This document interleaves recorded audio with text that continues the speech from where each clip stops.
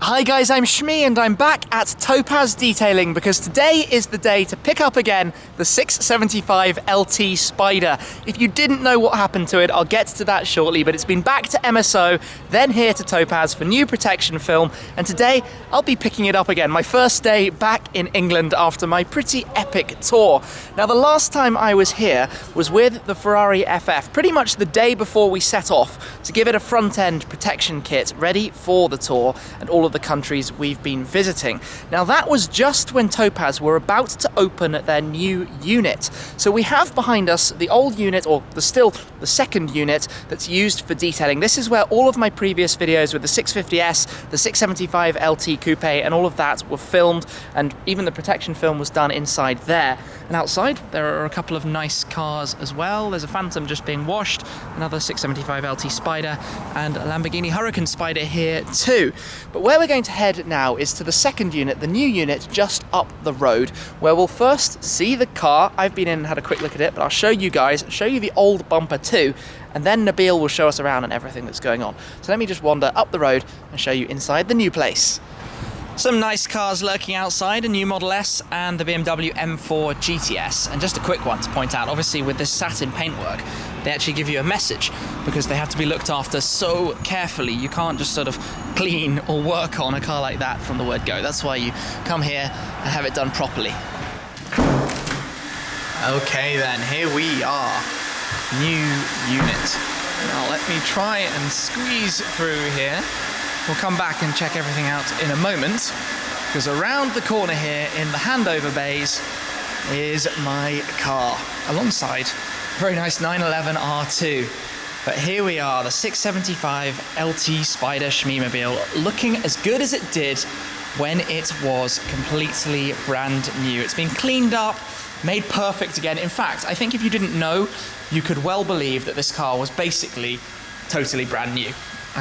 It just looks perfect, immaculate. The MSO Orion Purple, of course, which always looks slightly different on camera. It's more purple than the camera sees it, with the silver wheels. Now, I did sort of say originally that I might change the colour of the wheels after this tour, if I felt like I wanted to, but really silver is by far the best colour to contrast against the exterior and to match up with the grey highlights on the interior too. The sort of seat backs and the center console stitching and everything. But it is so nice to see the car again. Of course, I left it in Barcelona. It was picked up there and taken back to MSO to have the front repaired. Now, I'll do a quick reminder right now of what happened there. So, when I was driving on the last day of the Fuel Faction tour, I was going around a right-hand corner and I had a very unfortunate incident that a car was overtaking coming towards us. Now the car in front of me broke very, very hard. It was very wet, bad weather. We were going probably 60 kilometers an hour in a 90 kilometer zone, but unfortunately I just tapped the car in front. This has turned out to be a very expensive lesson, but at least the car is back and perfect. So it was trucked back to MSO to have the front replaced, repaired and painted, and then back here for the new film. But this is where I can show you the old bumper, my first museum piece. I should open the museum and have this on display somewhere, because here you can see the exact result of what's happened. How the small tap here, sort of, you can see where the shape of the hole would be.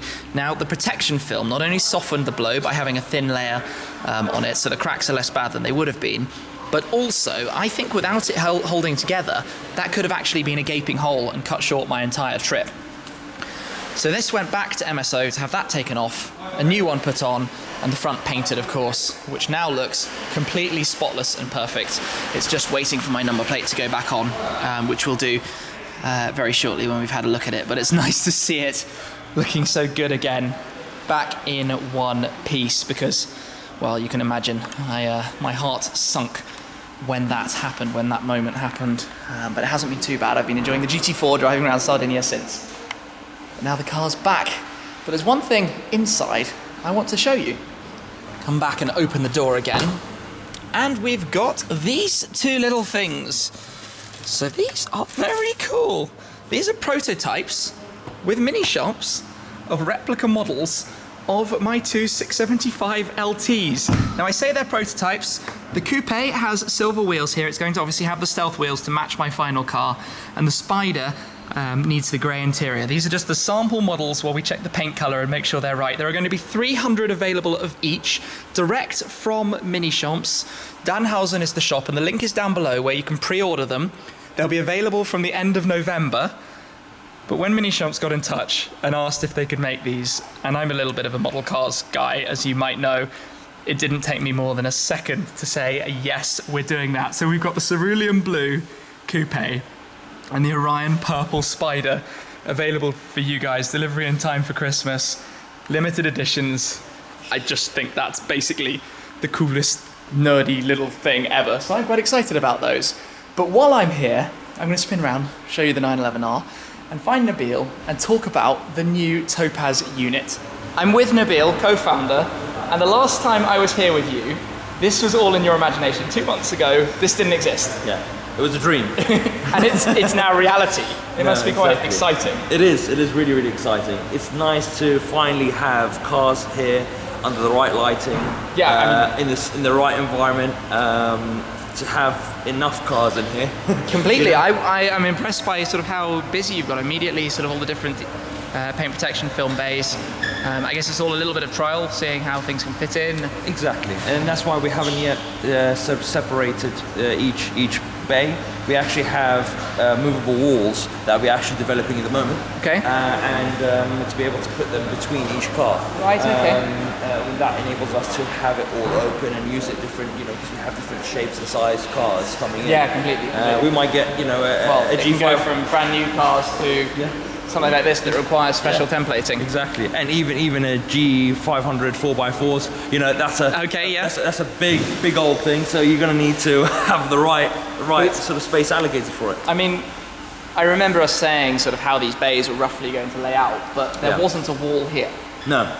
This didn't exist. And now there's the handover bay is just around the corner. Around the corner, yeah, exactly. And that's the reason why we did it, because we wanted to have, obviously this is the workshop area where the work is carried out, and then you have an area where the final inspection, and also where we talk with the customers in a slightly quieter area is this area here, basically. Yeah, and obviously different kind of lighting. Up here, I guess for final inspection, you can see everything with these soft lights all around. Exactly. And these, again, lighting is very different to our unit 15. Yeah. Which is more predominantly towards the detailing side of things. Yes. So it's good, I guess, to be able to bespoke the work areas in a bigger way. Well, that's what we did over there. So we bespoke the whole area for detailing, and then we started doing paint protection film 3.5 years ago, and then we allocated a smaller portion. Yeah, where my cars were done, of course, if you've seen those videos. Yeah, and then obviously we had a lot of demand for it because our existing customers wanted it to be done, etc. From my experience alone, the benefits are vast, so it makes complete sense. And clearly, I'm not the only person who believes that, looking at the number of cars that are coming through. But it's also so much more than that, because as the business expands, you've got the offices upstairs, all of that up there. We've got we've got the different rooms for cutting vinyls. Operations. And that was one of the things as well, preparing. So you've got more predictable ranges of cars coming through. You know you're going to have 488s, 675 LTs, so you can prepare the vinyls. And you've got all the templates, of course, and the database is just getting bigger and bigger. Because it's one of the key things I think a lot of people don't necessarily realise, is that the vinyl, it's not just a case of slapping it down on the car and it's done. You want to have machine cut templates, so you don't have blades near the car. You have the perfect shapes. I mean, you look at my LT, for example, and you can't see that there are edges on anything. No, exactly. It's completely clean and completely protected. And even those sort of lead edges, there are sort of some shapes around the front. They're all as they should be. And you need to have the machinery for that. You need to have the staffing for it. You need to have everything in terms of logistics. You need to have the processes put into place, and everything with more space in the right atmosphere, the right conditions, the right space alignment. Everything is all very, very important for the whole process to come through and be done to our standard, because we want to make sure that we do everything at the very, very best standard, and that's the most important thing for us, to be honest. And it's pretty amazing for me coming in and just, I guess, seeing how it's all changed, how you've gone from, in the time since we did my 650S, how everything's expanding and a lot growing. of grey hairs, yeah.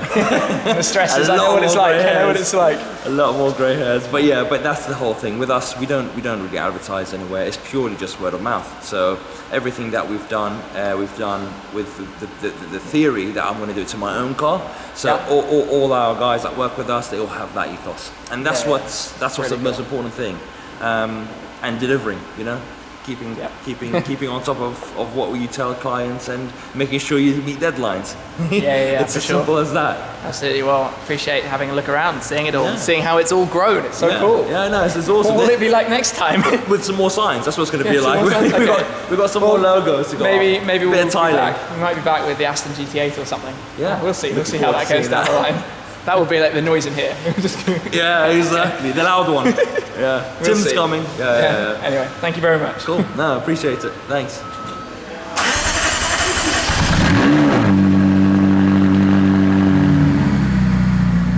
And out she comes back into daylight. Looking good. Oh, this is nice. To have the car back, ready for the roof down for the drive home now. Time to jump back in. Now, I haven't sat in here for a while, and there we go, 7,357 kilometers. This car has done some driving, but it's back to, it's so clean in here. This is amazing. And by the way, I've got the bumper next to me because I won't have to take it home, and amusingly, you can fit a McLaren bumper in the passenger seat of a McLaren. Now, just a quick one, don't forget about these if you're interested. The link down below where you can check them out and have a look at the pre-order pages is up. I think they're really cool, so massive thanks to Minichamps for putting those together. And yeah, I hope you guys enjoy them if you decide to make a purchase. They're priced at the normal prices Minichamps do. I think 75 euros or so for those.